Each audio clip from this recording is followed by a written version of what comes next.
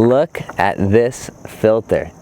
Hey everyone, welcome back to another video. My name's Eli from IgnitionTube, and this behind me is my new to me Audi RS4. It's actually not new at all. It's got 192,000 miles on it, but it's new to me, and so I figured I would make some tips for anyone else who just purchased a used car recently on kind of 5 things that you should immediately do to this used car. Tip number 1 may seem a little self-explanatory, but I figure it's worth saying anyway. Go ahead and give the car a thorough detail and a hand wash. If you bought it from a dealership, chances are the car is already clean. And if you bought it private party like I did, or shipped it, the car probably has some sort of dirt or damage or something on it. But either way, I would highly recommend hand washing the car. When I was hand washing this car, I actually discovered some rust that I didn't know about previously. Now, I completed that hand wash a couple days after delivery. Like I said, I bought this private party, so not really much I could do, but if you bought it from a dealer and it was in-state or semi-local, you could go ahead and find the flaws that maybe you didn't see when you picked the car up from the dealer. I think what happens is during a hand wash, you're obviously changing angles. You're going down low, you're going up high, and you start to see things from different angles than you would have if you were just walking around the car in, a seller's driveway or on the internet. Or at the dealership. Now, if you buy the car private party, obviously this may not apply as much, but if you buy it from a dealer and you find some damage or anything that's hidden within the first few days, chances are if you contact that dealer, they're at least going to give you some money back, if not going to try to remedy the issue. So I would recommend getting a hand wash and maybe an interior detail done as quickly as possible. That's going to definitely help with making sure that you're not overlooking any issues, any dings, any dents, any rust on the car. Number 2 on this list is changing your cabin air filter. Now, if you don't know what the cabin air filter does, is it filters the outside air coming into your car. Now, I did the RS4 one the other day, and to say it was nasty is an understatement. That's why it's the thumbnail of this video. Oh yeah. Oh.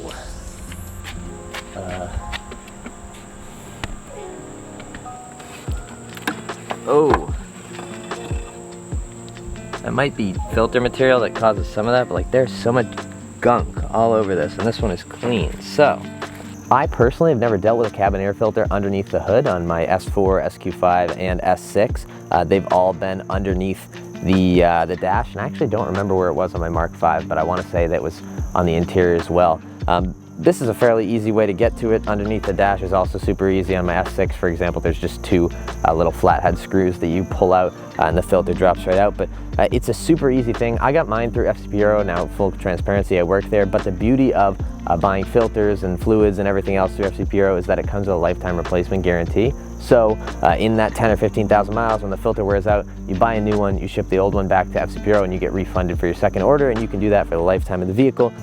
Number 3, while we're on the topic of air filters, chances are if you're buying a car and you're modifying it, you may be putting an aftermarket intake on, and this may not apply to you, but if you just happen to come across this video, or if you don't plan on modifying your intake, for example on this car, I don't plan on putting an aftermarket intake on it, at least for the short term, we're going to go ahead and do this here fancy engine air filter. Now this is just an OE alternative. It's basically what came with the car, but we're going to toss it in there and replace the one that's currently in there, because I have no idea how many miles are on it, and I like to have my engine breathing the cleanest, purest, high quality Boston polluted air.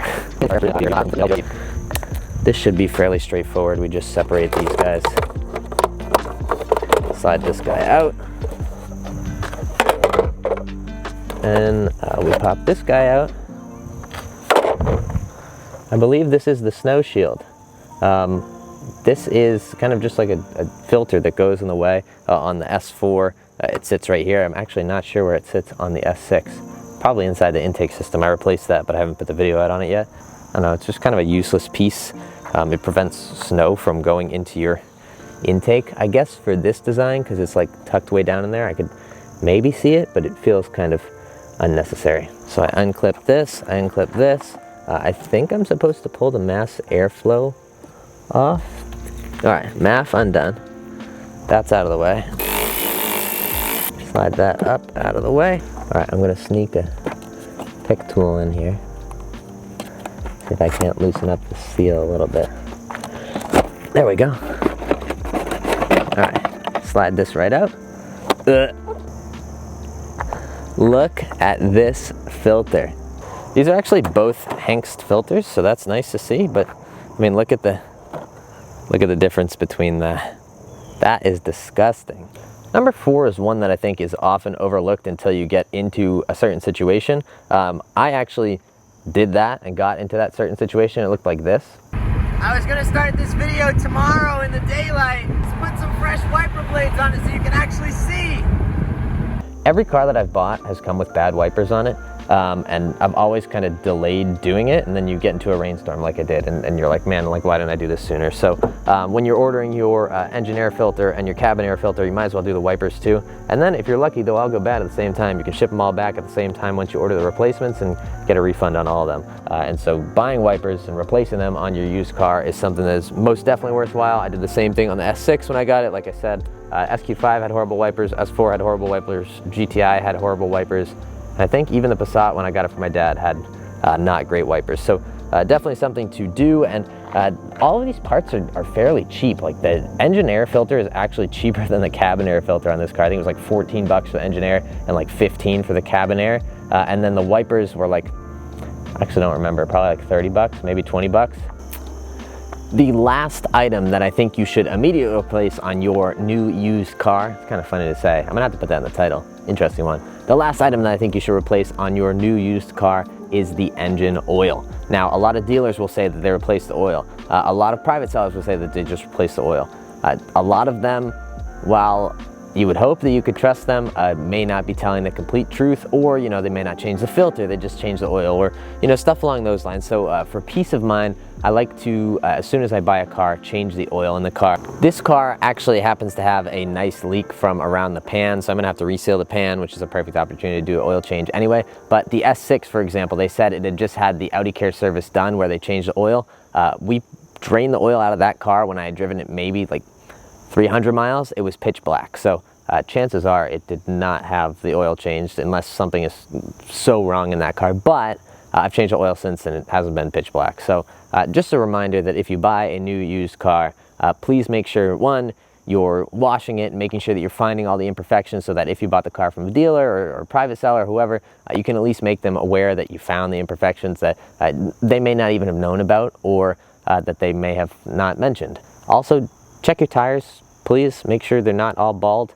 But that's like a case-by-case basis. I hope that answers some of your questions. If you have anything that you think the people watching this video should also be replacing on their new used car, leave it in the comments below. And of course, if you have any questions, leave it down there. I or some of my very, very intelligent commenters will also answer that. There's another airplane coming, so I'm gonna end the video here. As always, thank you guys so much for watching. I hope you enjoyed this video. I hope it was educational. Go out there and spread some positivity, and I'll catch you guys in the next video. And go back and check out some of the RS4 videos if you haven't yet. Thanks for watching.